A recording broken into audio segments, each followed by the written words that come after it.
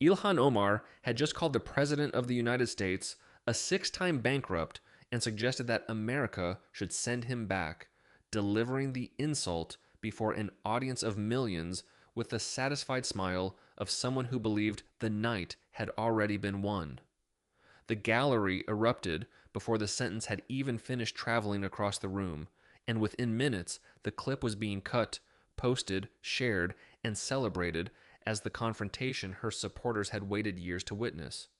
Her team had prepared for anger, interruption, wounded pride, or the usual political counterattack that could be clipped into another argument about outrage and discrimination. What they had not prepared for was Donald Trump throwing his head back and laughing as though the most carefully constructed insult of the evening had arrived not as a weapon, but as free material. That laugh changed the balance of the room because a man who laughs at an attack is telling the audience, before offering a single rebuttal, that the attack has failed to reach him. The hearing room was already overheated by cameras, bodies, cables, coffee, and the stale official air of a government chamber being forced to carry more spectacle than it had been designed to hold. Reporters filled every available row, producers stood against the walls, and sketch artists watched from the back because even in an age of instant video, Washington still preserved the strange ritual of drawing political combat by hand. Omar sat upright in a burgundy hijab and dark blazer, her papers arranged carefully, her water untouched, and her posture communicating the disciplined confidence of someone accustomed to entering rooms where every movement would be analyzed. Trump entered from the side, avoiding the obvious path, taking his seat only after surveying the chamber with the practiced instinct of a man who had spent decades measuring crowds before speaking to them. Nothing in his entrance appeared hurried, defensive, or offended, which should have been the first warning that the emotional script prepared for him was not the script he intended to follow. Omar's opening had been polished and forceful, beginning with her refugee history, moving through the years of waiting, the struggle of arriving in America as a child, and the experience of being told that she did not belong.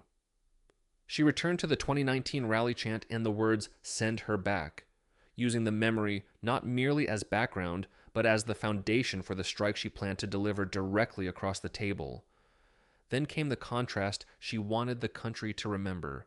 She had arrived with nothing, while Trump had inherited everything and, in her telling, squandered it through 6 bankruptcies.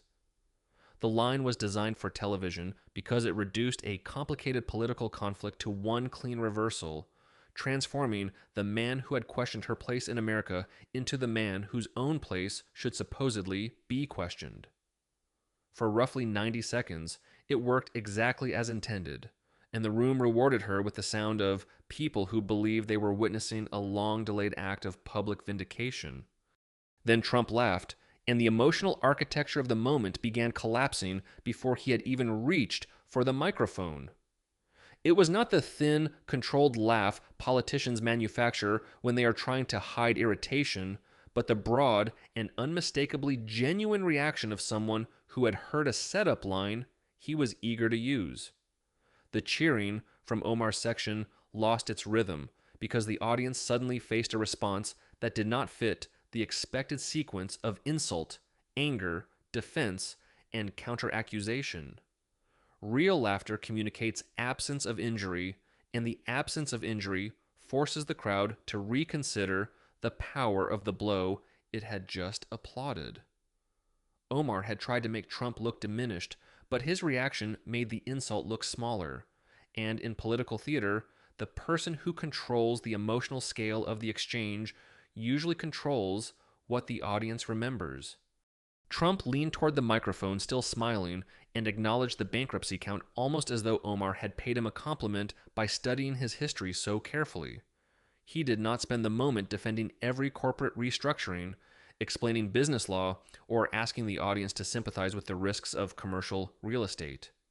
Instead, he redirected the entire confrontation away from his record and toward the numbers attached to Omar's political world, beginning with the figure he clearly intended to make unavoidable.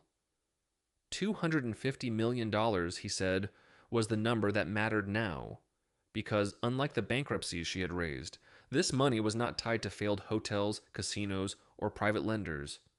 It was public money connected to a program promoted under the language of feeding children, and Trump understood that no insult about inherited wealth could compete with the image of taxpayer funds disappearing beneath a banner that promised meals to the vulnerable. He lifted a printed page toward the cameras, theatrical enough to command attention, but specific enough to suggest that the performance was backed by documentation. The program had been given an emotionally untouchable name, because legislation associated with meals and children arrives already protected by the moral pressure surrounding hunger. Nobody wants to be portrayed as the person opposing food for children, so the title itself discourages scrutiny before the first dollar has even moved. Trump's point was brutally simple. A compassionate name does not guarantee compassionate results, and moral branding can become the most effective camouflage available to people who understand how public sympathy weakens financial oversight. The room laughed briefly when he compared the missing money to a magic trick, but the humor carried an accusation underneath it, because the joke only worked if the audience already understood that something enormous had vanished. The laughter disappeared when Trump moved from the size of the fund to the alleged absence of the promised outcome. He asked how many meals had actually been served through the activity he was describing, paused long enough for the audience to feel the answer approaching, and then delivered the number zero. $250 million, 0 meals, dozens of indictments, and a prosecution list heavily concentrated within the community. Omar repeatedly claimed to defend formed a sequence that was far harder to dismiss than a personal insult. Each number tightened the argument because the issue was no longer whether Trump was offensive, arrogant, or politically vindictive, but whether money designated for children had been converted into private benefit. Omar's supporters had arrived prepared to judge Trump's words, yet Trump was forcing them to confront figures that raised questions about people much closer to their own institutions. A woman in the gallery wearing a blue hijab shifted in her seat, not dramatically and not as a declaration of betrayal, but with the small, involuntary movement of someone processing information she had not expected to hear. That movement represented the deeper danger for Omar because political opponents can be dismissed, hostile media can be attacked, and Trump supporters can be treated as permanently unreachable. Questions from one's own community are different because they do not require conversion, only disappointment, and disappointment begins quietly before it becomes public. Trump framed the matter so that the central conflict was no longer between himself and Somali Americans, but between Somali families and anyone who had failed to protect money appropriated in their name. By asking who had truly targeted the community, the man demanding an accounting, or the officials connected to the system that lost the money, he pushed the audience toward a question identity alone could not answer. Omar reached toward her folder as though the documents inside might contain a response capable of stopping the momentum, but the movement ended before the folder opened. Trump had not yet proven personal responsibility, but he had changed the burden of the moment by making silence appear less like dignity and more like the absence of a prepared explanation. The strength of his attack came from refusing to stay inside the emotional territory Omar had selected, because he did not debate the refugee story, the rally chant, or the pain associated with being told to leave. He stepped around all of it and placed a stack of numbers in the center of the hearing, forcing every moral claim to compete with a financial record. Once that happened, Omar could no longer control the room simply by reminding the audience who she was, because Trump had redirected attention toward what had allegedly occurred under legislation associated with her name. He turned next to Safari Restaurant, describing a public appearance in which Omar had praised the establishment for distributing thousands of meals each day to children.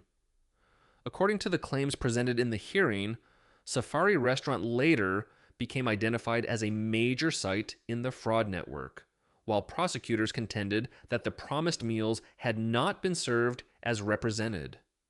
That contrast gave Trump exactly the structure he needed. a public endorsement on one side, an alleged failure on the other, and a large amount of money standing between them. He emphasized that Omar had spoken about the restaurant in Somali, presenting the language choice as evidence that the message had been directed toward her community rather than toward the wider public evaluating the program.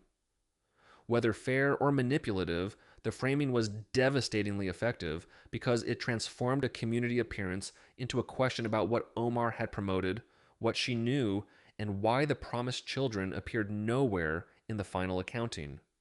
Trump kept the focus on Safari Restaurant because the contrast was too sharp to ignore. Thousands of meals publicly praised, zero meals allegedly documented, and a stream of money that prosecutors said moved somewhere other than the plates of hungry children. He described the restaurant not as a minor participant at the edge of the scandal, but as one of the central locations through which the entire promise of the program had been converted into a financial illusion. The argument was no longer that an oversight system had simply failed or that paperwork had become confused during an emergency, because confusion does not repeatedly produce luxury vehicles, real estate purchases, and transfers that require federal investigators to follow the money across accounts. Trump slowed his delivery as he moved through those points, stripping away the laughter and forcing the room to sit with the difference between a bad program and an organized network. The shift mattered because comedy had opened the audience, but specificity was now closing every available exit. Then he introduced the Treasury Department, and the atmosphere hardened immediately because the word carried consequences far beyond a television exchange. Prosecutors could be treated as partisan, investigations could be dismissed as politically motivated, and media reports could be attacked as selective. But Treasury tracing meant financial records, international transfers, account histories, and transactions that did not care about campaign slogans.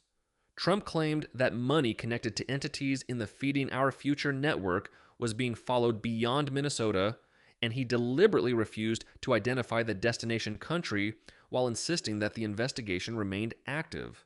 The restraint was theatrical, but it also made the allegations sound larger because what he did not reveal became as important as what he did. Omar's jaw tightened, the cameras captured it, and for the first time, the room saw not the familiar public defiance of a politician under attack, but the involuntary physical reaction of someone hearing that the investigation might extend beyond the facts already known.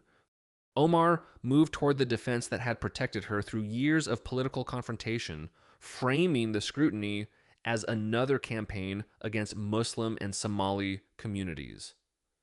That defense had worked before because Trump's language about immigration, Somalia, and her place in the country had repeatedly made it easy to shift the debate from conduct to identity.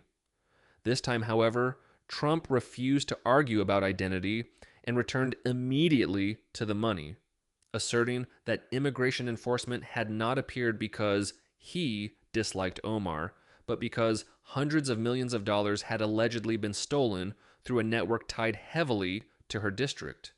He framed her own legislation as the door through which the investigators had entered, turning her accusation of targeting into a question about who had failed to guard the community from people operating inside it. The room did not erupt, because the audience understood that answering that question required more than calling the questioner racist. The silence that followed was especially damaging because it came from people who had arrived expecting to defend Omar without hesitation. Somali American supporters in the gallery were not persuaded Trump voters, and Trump did not need them to become supporters for the moment to work. He only needed them to pause. A man wearing a kufi removed a campaign button supporting Omar and held it in his hand, turning it over without putting it away, a small gesture that carried more political weight than any shouted protest. He had not crossed the room, joined Trump, or denounced the Congresswoman, but he had temporarily withdrawn the symbol of automatic loyalty. In politics, that temporary withdrawal is where institutional fear begins, because campaigns can survive hostility more easily than they can survive hesitation among the people they consider permanently secure. Trump then moved away from the government's money and toward Omar's personal financial disclosures, signaling that the larger scandal was about to become more intimate. He presented figures showing that the business assets associated with her husband had reportedly moved from roughly $51,000 to a range reaching as high as $30 million within a single year.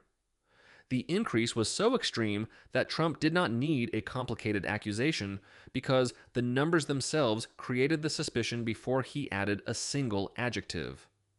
He compared the change to alchemy, mocking the idea that an ordinary consulting operation could suddenly produce a valuation normally associated with a major financial firm.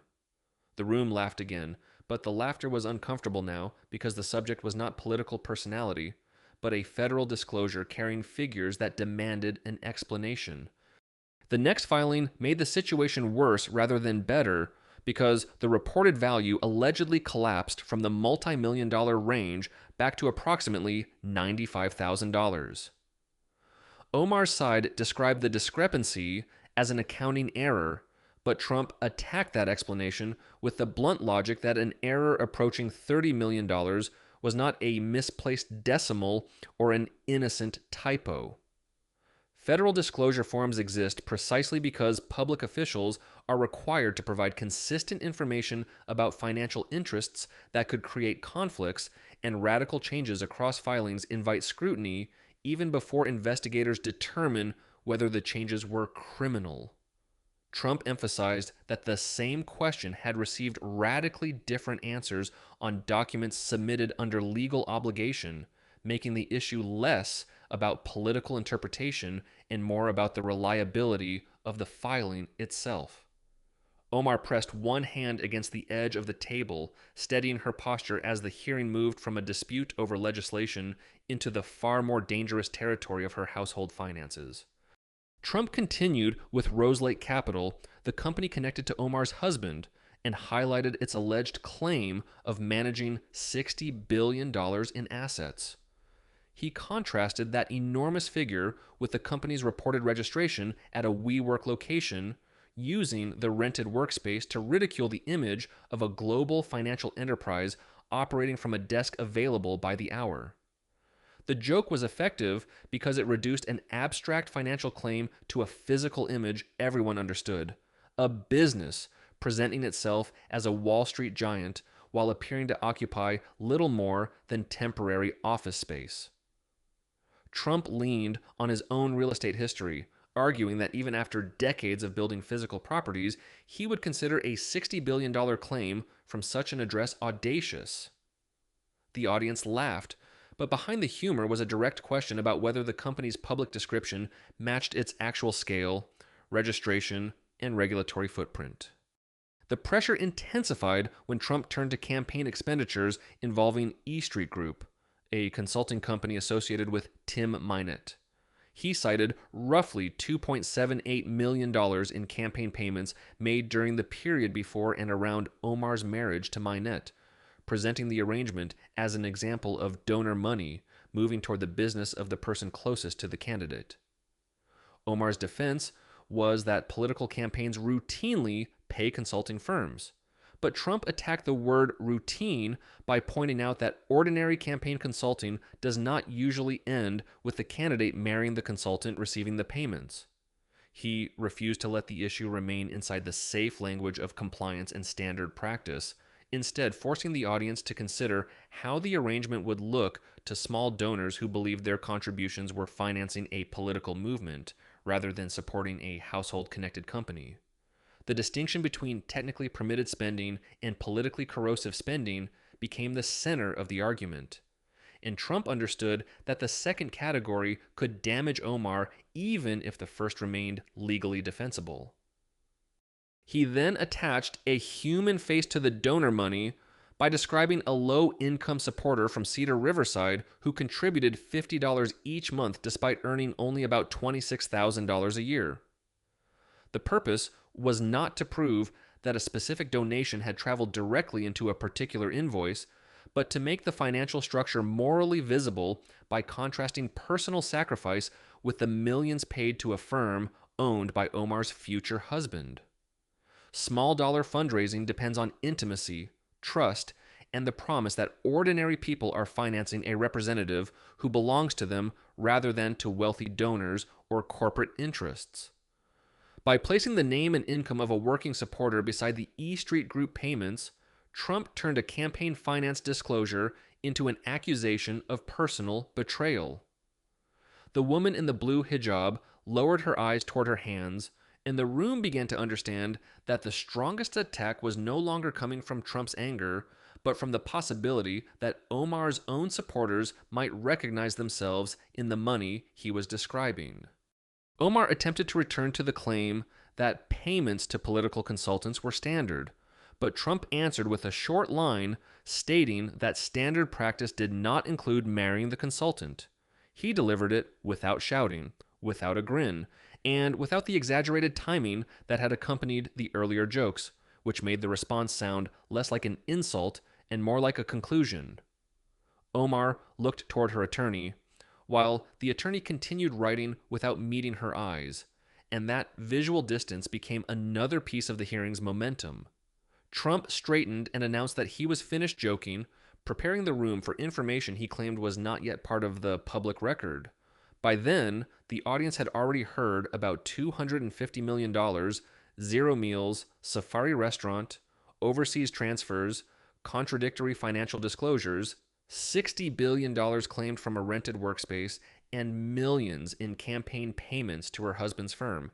But Trump was about to argue that all of it had merely been the public portion of a much larger investigation. Trump lowered his voice before delivering the next point, and the room responded immediately because a quiet Trump was more dangerous than a shouting one when he was reading from documents instead of improvising insults. He stated that everything already discussed, from the $250 million to Safari Restaurant, the financial disclosures, Rose Lake Capital, and the campaign payments to E Street Group, came from records available for anyone willing to examine them. Then, he separated the public material from what he claimed was happening behind closed doors, making it clear that the hearing had not reached its conclusion, but had finally arrived at the part his opponents could not dismiss as recycled controversy. According to Trump, the Department of Justice had expanded the Feeding Our Future investigation beyond the original defendants, issuing new subpoenas, examining additional documents, and following financial connections that had not been part of the first round of prosecutions. The statement hit the chamber with more force than the earlier jokes because an expanded federal investigation was not a rhetorical flourish, but the announcement of institutional machinery moving toward new people, new records, and potentially new charges. Trump emphasized that investigators were no longer examining only where the money had gone inside Minnesota, but where it had traveled after leaving the state, particularly through cross-border transfers connected to entities already under scrutiny. He claimed that the Treasury Department was tracing wire activity linked to the wider network and refused to name the country involved, insisting that revealing it could compromise an active investigation. That refusal created greater pressure than a specific accusation would have produced, because every person in the room was now forced to imagine what the undisclosed destination might mean, and who might already know the answer. Trump then said the Congresswoman knew which country was being examined and predicted that the American public would learn soon, placing Omar directly beside the unresolved question without formally accusing her of receiving or directing any money. Omar stopped moving for several seconds, and the stillness was so complete that the cameras transformed it into the visual center of the hearing. The press gallery reacted not with cheers or gasps, but with a sudden wave of motion as reporters abandoned their prepared summaries and began sending urgent messages to editors, producers, and legal correspondents. A president confirming an expanded Justice Department investigation on live television was not merely another attack in a hostile hearing, because the statement immediately became part of the public record and demanded confirmation or denial from federal agencies. Trump understood that difference and continued before Omar's team could regain control, adding that the Internal Revenue Service was reviewing the tax-exempt and business filings associated with Rose Lake Capital. He again mocked the contrast between the company's enormous claimed assets and its reported WeWork address, but the joke now carried the weight of a federal tax review rather than the lightness of a campaign insult. The room was no longer deciding whether Trump had delivered a clever comeback, but whether it had just witnessed the public opening of several investigative fronts at once. He then introduced the grand jury, stating that subpoenas had been issued for business records connected to Tim Minott, E Street Group, EST Crew, and Rose Lake Capital. Grand jury proceedings were secret, but Trump spoke as though the existence of the subpoenas was already known at the highest level, casually remarking that the president often learned things he was supposedly not expected to discuss. The smile returned briefly, but it did not restore the earlier comedy because the people in the room now understood that the grin was attached to legal instruments capable of reaching bank records, contracts, internal communications, and financial histories. In the gallery, the man who had removed his stand with Ilhan button placed it on the empty seat beside him, leaving it visible but no longer attached to his clothing. That small act captured the political danger better than any angry speech because loyalty had not been publicly renounced, but it had been physically separated from the person who once wore it without hesitation. The chairman asked Omar whether she wished to respond, and she rose because silence was never the strategy that had carried her through years of confrontation, personal attacks, and hostile national attention. She accused the administration of political targeting, of weaponizing federal institutions, and of using the Somali and Muslim communities as convenient objects in a campaign built on fear and resentment. Her words were familiar, disciplined, and delivered with the controlled fury expected from a politician who had survived repeated demands that she justify her right to remain in the country. Under different circumstances, the argument might have shifted the hearing back toward Trump's history of inflammatory language and his willingness to use executive power against political enemies. This time, however, the defense landed after the room had absorbed too many specific figures, companies, filings, subpoenas, and investigative agencies for motive alone to erase the substance. Trump did not interrupt her, did not offer another joke, and did not attempt to produce a final dramatic insult because he understood that another attack might allow Omar to recover the role of persecuted opponent. He sat back, looked toward the gallery and the cameras, and allowed the information already presented to remain in the room without decoration. Omar continued speaking, but the emotional authority that had powered her opening statement was no longer sufficient to overcome the accumulation of unresolved financial questions. The same audience that had applauded when she described Trump as a six-time bankrupt was now weighing $250 million, zero meals, alleged false meal counts, shifting asset values, multi-million-dollar campaign payments, overseas transfers, and grand jury subpoenas. The hearing had started as an argument over who belonged in America, but it had been transformed into an argument over who had accounted for America's money. Outside the chamber, Omar's communications team confronted a crisis for which its prepared messaging was almost useless because the event had not remained focused on Trump's behavior.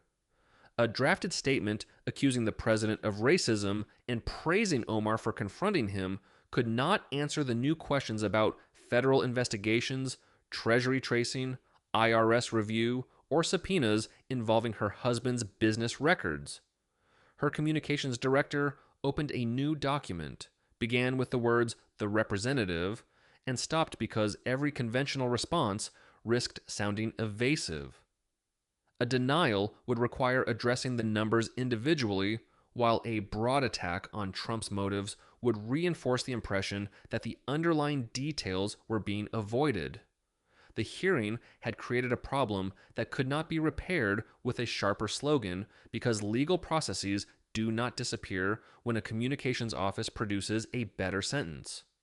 Two clips quickly became dominant, and the first centered on Omar's insult, Trump's genuine laugh, and his immediate pivot toward the $250 million. The clip spread because the emotional reversal was complete. Omar had delivered the line designed to define Trump, but his reaction turned her attack into the opening sentence of his presentation. Viewers did not need to understand the legal structure of bankruptcy or the details of the feeding our future prosecutions to recognize that one person had expected anger and received amusement, followed by a stack of numbers. The laughter made the insult look rehearsed, while the documents made the response look prepared, and that imbalance reshaped how the confrontation was remembered. Within days, the clip had traveled far beyond the audience that normally watched congressional hearings, reaching people who encountered it as entertainment before absorbing the accusations embedded inside it. The second clip carried none of the first clip's comedy because it consisted of Trump announcing the Justice Department expansion, Treasury tracing, IRS scrutiny, and grand jury subpoenas. Legal commentators, compliance specialists, investigators, and attorneys circulated it for a different reason, recognizing that a chief executive had publicly described active federal processes involving organizations connected to a sitting member of Congress. Once stated on camera, those claims could not simply be withdrawn without creating additional questions about whether Trump had exaggerated, improperly disclosed, or accurately revealed ongoing investigations. Omar's office released a statement describing the hearing as political prosecution disguised as oversight, but the statement concentrated on the administration's motive rather than addressing each financial issue raised during the exchange. That choice preserved the political defense while leaving the central numbers untouched, and in the days that followed, the absence of direct answers became almost as damaging as the allegations themselves. During the first week after the hearing, Omar's office released a statement describing the confrontation as a political prosecution disguised as oversight, but the language focused almost entirely on Trump's motives while avoiding the specific financial questions that had dominated the room. It did not explain the $250 million, did not address the claims surrounding Safari Restaurant, did not reconcile the dramatic changes in the reported value of her husband's business interests, and did not answer why millions in campaign funds had flowed to a consulting company owned by the man she later married. The statement attacked the source of the accusations instead of confronting their substance, a familiar Washington maneuver that works only when the audience is still willing to treat motive as a substitute for evidence. That willingness was beginning to weaken, especially among Somali American business owners and community leaders in Cedar Riverside who were less interested in defending Trump than in learning whether money approved in the name of their children had actually reached those children. A local coalition issued its own request for full transparency regarding the distribution, monitoring, and oversight of funds connected to the meals program. And although the statement did not directly condemn Omar, the request itself represented a political injury that no speech about persecution could easily repair. A federal subpoena is an instrument of law, but a demand for answers from one's own community carries a different kind of force because it reaches the moral foundation on which a representative's authority is built. Omar had always presented herself as the defender of Somali Americans against hostile institutions, suspicious politicians, and an American political culture eager to question their loyalty, yet the scandal described in the hearing reversed that arrangement by suggesting that the most immediate threat might have operated from within the institutions claiming to serve them. Trump's argument did not require the community to trust him, admire him, or forgive anything he had previously said because it required only that they examine the numbers and ask why the money had not produced the promised meals. That was what made the attack so effective and so difficult to dismiss. He had shifted the issue from whether he respected Somali Americans to whether Omar had adequately protected them from people allegedly exploiting public programs under the cover of cultural solidarity. Once the community began asking that question publicly, every attempt to reduce the controversy to racism sounded less like a defense and more like an effort to prevent an accounting. 6 days after Trump's televised statement, the Department of Justice reportedly confirmed through a spokesperson that the Feeding Our Future investigation had expanded, offering few details but referring to additional financial instruments and cross-border transactions. The confirmation was procedural, restrained, and stripped of Trump's theatrical language. Yet that restraint made it more damaging because institutions speak most seriously when they say the least. Trump had announced the development with a grin, a stack of papers, and the casual confidence of a man who enjoyed watching an opponent realize that the argument had moved beyond television. But the Justice Department's confirmation suggested that the machinery he described was not merely part of the performance. An expanded inquiry meant investigators were no longer satisfied with the original convictions and indictments, and it implied that additional accounts, companies, transfers, and relationships had raised questions substantial enough to justify further examination.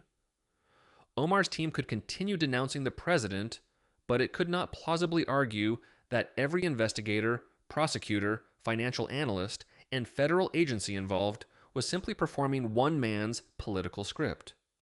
The Internal Revenue Service then reportedly opened a preliminary review connected to Rose Lake Capital's filings, an action presented in the script as the predictable result of extraordinary asset claims, inconsistent disclosures, and a corporate image that appeared far larger than the company's visible footprint.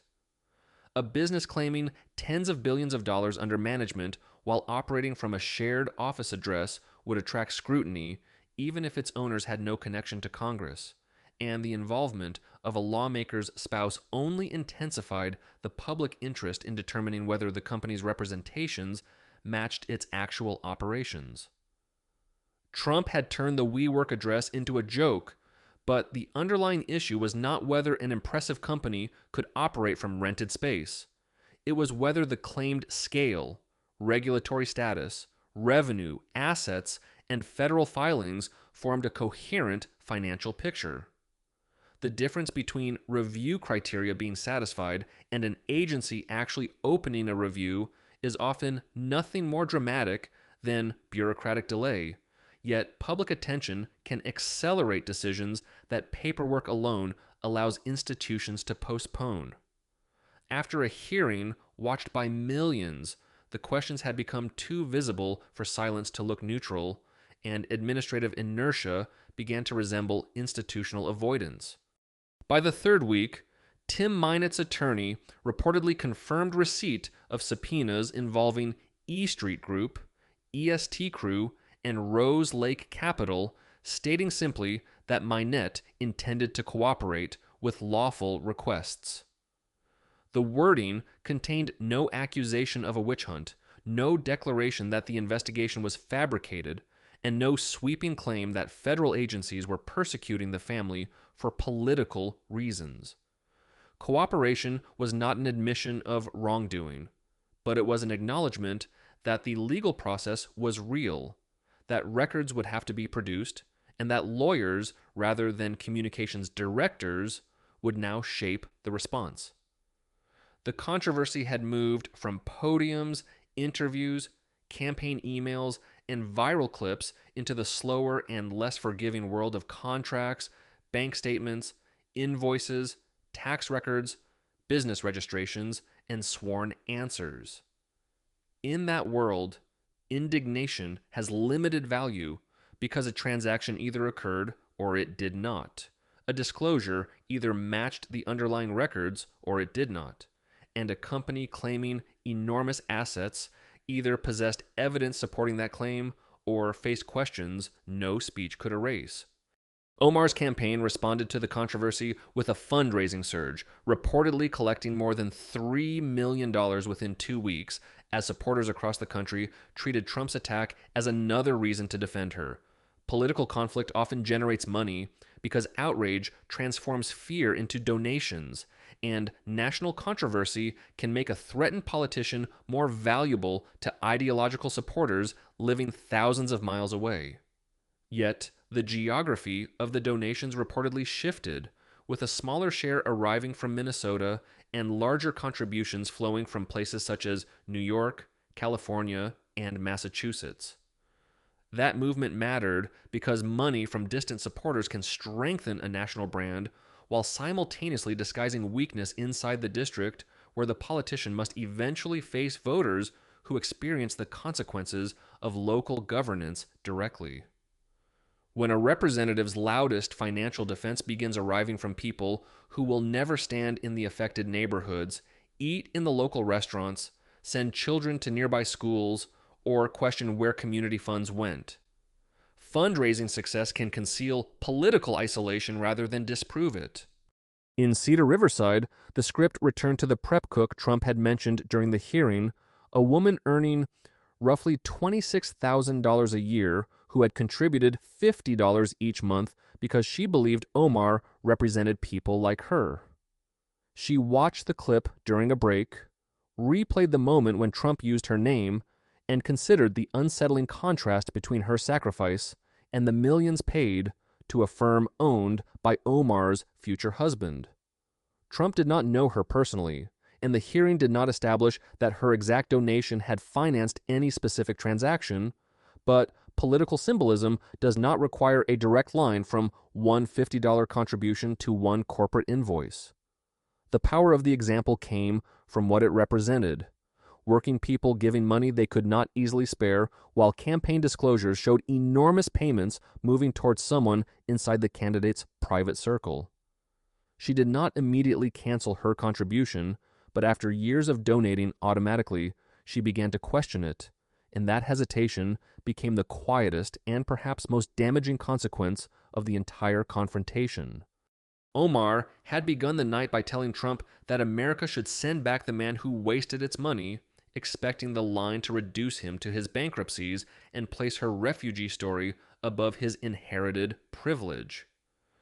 By the end of the hearing, Trump had returned the accusation in the form of a financial inventory: $250 million, zero meals, millions paid to a spouse-connected consulting firm, asset values rising toward $30 million and falling toward $95,000, and a company claiming $60 billion from a rented office. Every number was presented as a receipt, every receipt became a question, and every unanswered question weakened the defense that the entire matter could be explained as prejudice against Omar's religion, ethnicity, or community. The hearing did not end with Trump proving every allegation or Omar confessing to anything, but it ended with the political burden resting on her side of the table because the audience had been given a sequence of claims specific enough to demand documentary answers. She had tried to send Trump back with an insult, and he responded by sending the room back through the filings, transactions, endorsements, disclosures, and public records that her team had hoped the audience would never examine together.